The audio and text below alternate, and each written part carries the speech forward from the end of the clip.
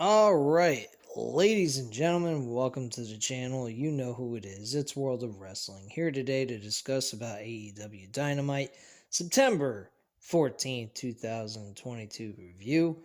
And I got to say, this was an excellent show. There was some really good stuff that took place. A lot of heavy wrestling taking place throughout most of the show, but a little bit of storytelling taking place as well. I enjoyed this for what it was. There was one match that was booked that I totally disagreed, even though it was a good match. It was very exciting. Pay per view quality type of matchup. Lucha Brothers and Keith Lee with Swerve Strickland for the tag team titles, I think was not a smart decision to do because logically it did not make a lot of sense for them to have to defend the tag team titles one week and then have them defend it the next week. I think that's a little unfair. Number one, it gives the challengers a far better advantage over the champions. Logically, I did not like the booking of this match. I don't think either team deserved to be in a match at all. I think they both should have been going in there well rested and leaving it at that.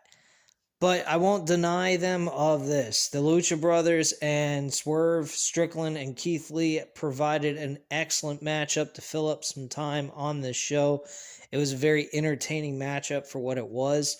I do not have a lot of complaints about this match. It was fun, hard hitting.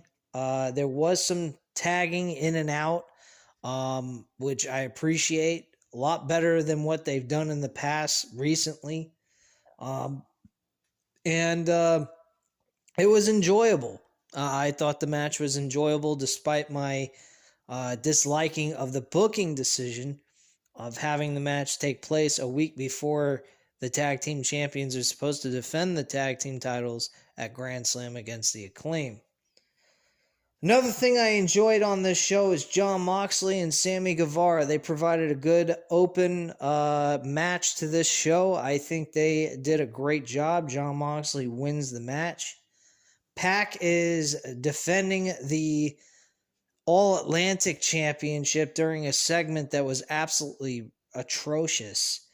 He stands there, he's talking about how he is the first ever AEW double champion, and that the Death Triangle, even though they suffered a loss from the Lucha Brothers losing in that tag team title match, that they don't have a bump in the road. And then Orange Cassidy comes out of nowhere and supposedly, quote unquote, cold cocks fucking Pac in the face. That looks so bogus, so pathetic, and did not look real whatsoever. And you got Pac looking like his eyes are open, but nobody's home.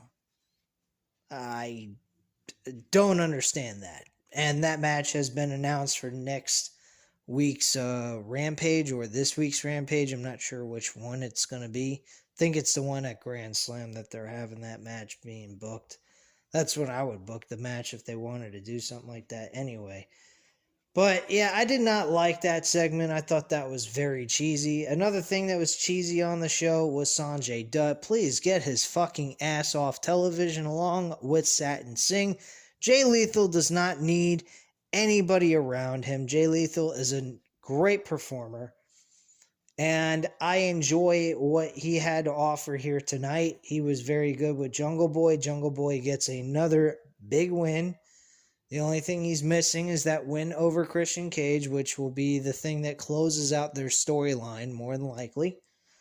And I think Jungle Boy's got a lot to offer to this company. I think he's a future world champion at some point down the line in his career. Would I say he's a potential world champion by next year? Maybe. Depending on the direction they go with Wardlow. I think the best story to be told with Wardlow, if MJF is a world champion at that time, which more than likely he will, I would say Wardlow is the best option to go with. But But yeah, Jungle Boy and Jay Lethal had a awesome match. There was a little interference by Sanjay Dutt and Satin Singh during the match, but otherwise, Jungle Boy manages to pull out the disadvantage and goes ahead and gets the win with a submission on Jay Lethal. Main event, we had the Chris Jericho going up against Bryan Danielson for almost a 30-minute matchup that, folks, was an excellent matchup. I think it was a good main event. The crowd, I'd have to say, was a little out of it. I don't know why they were out of it. They were kind of in it and then kind of out of it. They were going in and out throughout the entire match. I don't know why this match is getting no love on the show. But then again, this crowd was kind of out of it on and off throughout the entire night anyway, if you really think about it. I mean, there were some matches that they just were like, yeah, fight forever, and making chants like that. But there was no huge buzz by this crowd whatsoever in Albany, New York. The only loud reaction they were giving was towards MJF, which was actually the second segment on the show after the Jon Moxley-Sammy Guevara match. We see him going ahead. He cuts a promo about how the fans are a bunch of poor people. I got a question for you, MJF. If they're so poor, why the fuck are they there? Because I'll tell you what, those seats aren't fucking cheap, bro. I can tell you that much. I mean, those people are there and they spend their hard-earned money to come see you, and you're telling them that they're poor. I don't think poor people can go ahead and see your events, or you guys wouldn't make any money. So let's get real. But then again, I know that he's just playing a role and being a dick. He went ahead and made comments about Jon Moxley mostly. He did acknowledge Bryan Danielson and Chris Jericho, saying that it doesn't matter. He's making claim of the World Heavyweight Championship. That belt is his, and my goodness, it might as well be. Shit, they could have just hand-given the damn belt to him like they did with Triple H with the World Heavyweight title back in 2002 on a Monday Night Raw episode. But they, at this point, it's no big deal. I'm extremely excited to see what MJF has to offer as a leader and a world champion on this show. Because let's face facts, guys. MJF is the biggest thing going. If you don't believe that, go back and watch the Dynamite episode where he came out to a crowd that spent most of their time on and off cheering and just sitting there quiet as a mouse, and hear the reaction that people had for MJF when he came out when his theme song played. Because when his theme song played, that Albany, New York crowd fucking exploded. And that was after a good match with Jon Moxley and Sammy Guevara. So, I don't know what to say about that, but yeah, he is definitely a very beloved character on this show. People don't care that he'll sit there and shit all over them just because he doesn't like them. They realize that his whole thing is an act. I don't think he's ever going to turn face, though. I really don't. No matter how much this crowd cheers for him, I think he's going to be a heel for life. And that's fine with me, too. I really don't care. But he could become an anti-hero type of role. A guy that doesn't give a fuck about the fans, but actually is a rebel and, is a person that can, eventually he just embraces the fans anyway. But I'm fine either way, whichever way they go with him. I just want to see him on my television. He's got a lot of personality.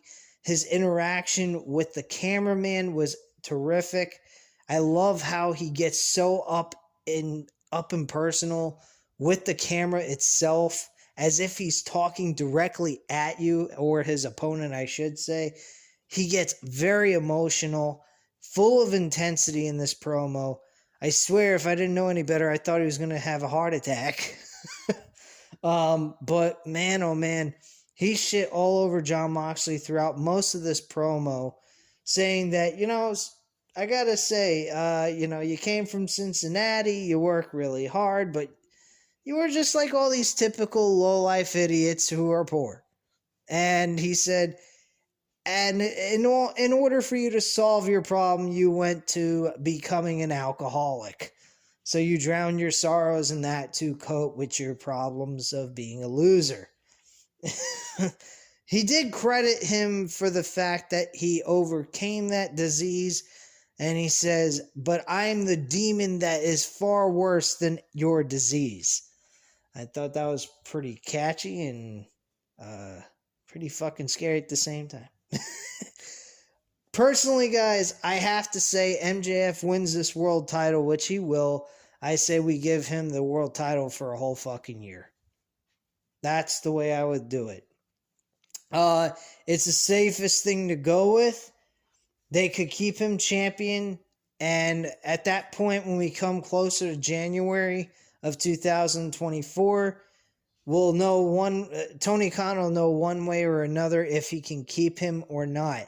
If he keeps him, I'd keep him world champion going into 2024. I would give him a Roman Reigns type treatment and pay him a shit ton of fucking money. Because that is your true face. It ain't CM Punk. He ain't no fucking future of this company. MJF's the future of this company. And I'll be honest with you. He even said it himself a year or two ago. He said it himself. He is the face of AEW. And that is the truth, folks. And if you don't like it, tough shit. You got old school wrestlers who are praising this guy. Out of everything on AEW they hate, the one person they do like on this show is MJF. Jim Cornette can't stand Tony Khan, thinks he's a fucking loser of a boss, and even himself said MJF is the biggest star on the show. And if you don't believe me, again, like I said, go back and listen to the entrance and you'll hear the fucking crowd go ape stick over this guy. It sounded almost like a rock entrance. I mean, it wasn't exactly as loud as The Rock's entrance or a Steve Austin entrance, but it still was pretty fucking loud. Louder than anything on this show tonight. And these people went off the walls for this guy. And when he shits on them, they even get louder. So the bottom line is, this guy is the face of the company. There's no questions, ifs, ands, or buts. I don't care about a Chris Jericho. I don't care about Bryan Danielson, even though Bryan Danielson's an excellent wrestler. So is Chris Jericho. I'm not discrediting their wrestling ability. I'm talking about the larger-than-life type of gimmick that they have. Their gimmick does not bring out the same kind of emotion that an MJF does. And that is what's being missed in professional wrestling. We need guys that bring out more emotion out of people. Not just work great in the ring. Don't get me wrong, this show was a good show. No doubt about it. This show was a good show. Even the women gave a decent tag team matchup between Toni Storm and fucking I forgot her damn name. Oh shit. I know it was Britt Baker and Serena Deeb. Oh, and Athena, excuse me. Holy shit, I almost forgot her damn name. Look, guys, I don't have anything up in front of me. This is an audio format. I don't even have a computer up to see the match card, nothing. I'm going base all off of memory here, what I remember from the show, and I'm spilling it to you guys. So, I apologize about forgetting Athena's name. But yes, Toni Storm and Athena teamed together against Britt Baker and Serena Deeb. It was a good matchup. They did a decent job together. It wasn't great. I'm not going to say it was great, but it was okay. But, I mean, this was, This was a good show. There's no doubt about it. But the one problem that's being missed is the emotional connection that the fans have with the wrestlers. Jon Moxley, he's another one. He's the top baby face. MJF's the top heel. Those are your two big guys right there. Now, don't get me wrong. I will criticize Jon Moxley for one thing. His whole operandi with the whole elbows to the head are not all that good. They look almost practically fake. When Bryan Danielson does those elbow shots to the head, they look legitimately real. The thing that Jericho did tonight in that main event, holy fuck, what the hell was that? Those elbow shots, though, Bryan Danielson had no effect on him. He even acted as if he was Hulk Hogan hulking up for the big turn and to gain momentum back in the match. That's what it looked like to me. But personally, the whole thing with that was absolutely terrible by Chris Jericho. And please, Jericho, just for the sake of the viewers, don't ever do that again. It really lowered your wrestling match with Bryan Danielson a little bit in my book. I would never do that with another person ever again. That absolutely sucked. And it looked ridiculous. But yeah, the flow of the show, by the way, guys, was excellent. Just as good as last week's, probably even a little bit better, I'd have to say. Last week's episode was a lot of hoorah, we're not gonna fold, this was like a legitimate, we're not worrying about backstage bullshit, we're gonna give you guys a good show, and they gave that to us. They weren't, subliminally talking about the backstage garbage that was going on with the CM Punk and the Elite. Which, by the way, there was a guy holding a sign that said CM Punk owns the Bucks. I'd really like to know how he owns the Bucks. That guy holding that sign is a fucking retard. I couldn't believe I saw that sign. CM Punk owns the Bucks. This guy goes ahead and he calls them out. I'm sorry, I'm going off the cuff here with the review, but I have to address this because this fucking moron had to hold a sign. Just like the other moron a couple of weeks ago holding a sign, just enjoy wrestling. Fuck you, man.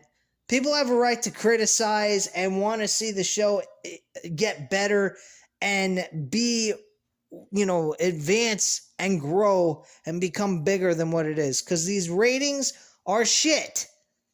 I don't care that they're at 1 million. That's terrific.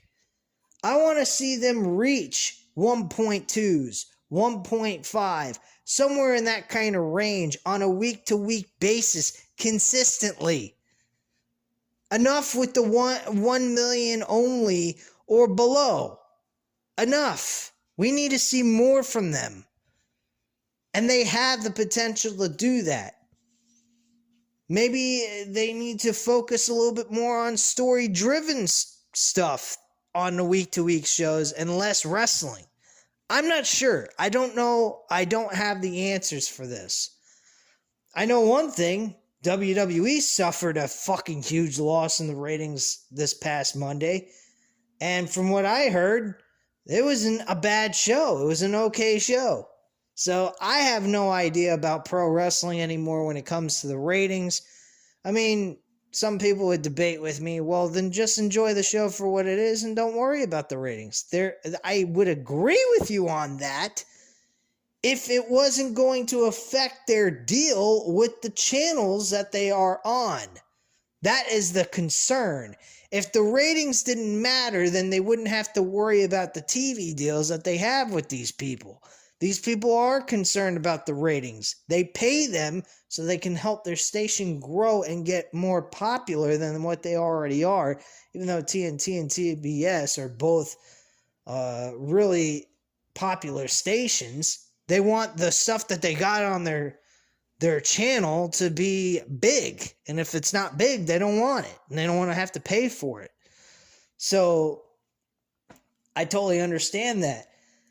So that's the reason why I'm on this whole ratings thing. The ratings do matter. It matters not to us personally because we don't have an investment in it, but if we care about the product, we should give a shit about the ratings, because without the ratings growing and getting better, TNT and TBS may consider not having them on the station anymore because they don't see any further use of paying for something that's not growing and getting better.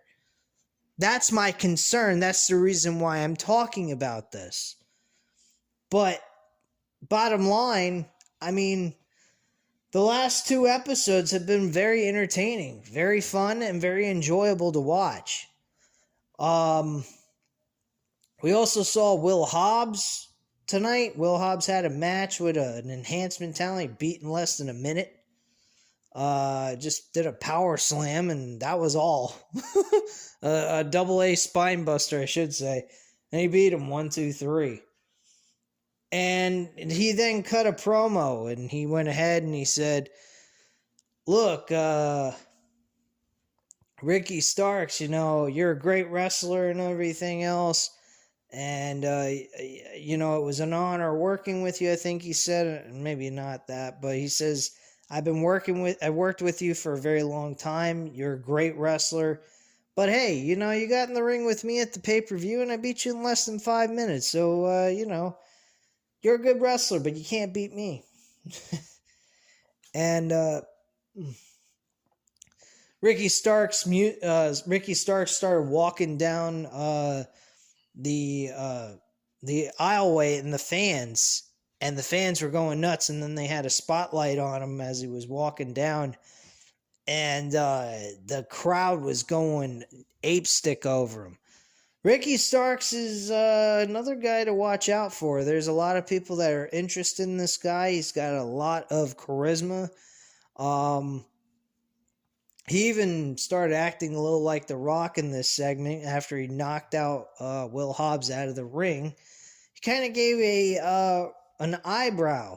He raised his eyebrow, whatnot, people's eyebrow, and I was like, what the fuck? This guy is trying to be his own self instead of being like The Rock, and he's doing the eyebrow raising shit. What the fuck? I'm like, bro, you ain't The Rock. Sorry to tell you. I mean, you look a little like The Rock if Rock was a smaller dude with smaller muscles, but I do apologize, but you're not The Rock. The Rock is not even The Rock anymore. The Rock's a fucking bulky, motherfucking muscular guy. Who, if he punched somebody, he'd knock their fucking head off one clean punch. I know one thing, I wouldn't want to fight The Rock at this point. That guy's built like a motherfucker, and the guy's in his 50s. I think he's in his 50s or close to it. But, yeah, I mean, Ricky Starks was on the show. He looked pretty decent. The fans had a really good reaction with him. Trying to think of what else I might have missed on this show. I mean, there was a couple of segments that weren't all that important to me anyway. I didn't really pay much attention to that. But I think I pretty much nailed the entire match card. Oh yeah, one other thing I forgot to mention. MJF introduced Stokely Hathaway and his group. They are called The Firm. This is actually a really interesting segment. Basically, they announced that MJF and him are friends, and they are going to work together until the deed is done. I would assume that's trying to get him the World Heavyweight Championship. And after that, him and MJF's ties will be done. They will no longer be dealing with each other professionally. And they will just go their separate ways. Stokely just went ahead and went down the line of performers that are in his group at this point. First guy he went to is W. Morrissey. And I have to admit, Morrissey had this look on his face like he truly does not want to be there. And not in the company per se, but in this faction. He had this like blank look on his face. Um, he he even got a hug from fucking Stokely, like Stokely's Tony Khan at a media scrum. I thought that was very cringe. Like, I was wishing fucking W. Morrissey would have just knocked his fucking head off with 1 foot to the face. I mean, literally, if he lift up his foot would go directly to his face anyway. I mean, this guy is so fucking. He's like my height, about 5'6". Oh, Stokely ain't that tall, man. I mean, he stood next to W. Morrissey and he was his head was up against his fucking stomach. I mean, that's like Rey Mysterio, Great Khali shit. But when I'm talking about height comparison, but my goodness, man, he's giving this poor bastard a hug and he's like, "Can you please get the fuck off me? This is very weird." That's the kind of look he had, to me anyway. That's what I kind of perceived from the look on his face. Like, get the fuck off of me. Me personally, I feel that this W. Morrissey needs to branch away from the firm. I don't think he's going to benefit being in a faction. All he's going to be is a big enforcer. In most cases. I don't particularly think he gels well with this group at all. Not saying he's not good enough to be with the company. I just don't feel like this faction is really a good fit for him, per se, to get him elevated to the next level. It seems kind of keeps him at a standstill, one-dimensional, where he's a special enforcer, like a Big Daddy Cool Kevin Nash type of situation, while Kevin Nash was with Shawn Michaels in his early days in the company. So it kind of leaves him kind of handicapped in a way, or just kind of at a disadvantage to advance within the rankings of the roster. Just in my personal opinion. Maybe you guys disagree. If you can make it sound logical or make sense of how they could make him a superstar with this group, let me know in the comments down below. But me personally, I don't think that this is the right fit for him to be a part of. I think he needs to be able to branch out on his own. I would love to see a Wardlow versus W. Morrissey type of match, or a Wardlow versus Will Hobbs match in the future. And actually build a fucking story. Don't just make the match happen. I mean, build a freaking story around it. Can we get some fucking TNT title matches that are built around a story, instead of just making the match happen and say, here it is, now enjoy? Come on, build some story around it. Wardlow needs that. That TNT championship, to me, seems to be a belt where you just randomly defend it against people and get you nowhere. I mean, with the Intercontinental Championship in WWE, I mean, that belt, I mean, back in the day, you developed stories with that title as well as every other championship you'd have. The tag team, nah, that wasn't such a big important thing. That was more like work rate based type of wrestling, most cases.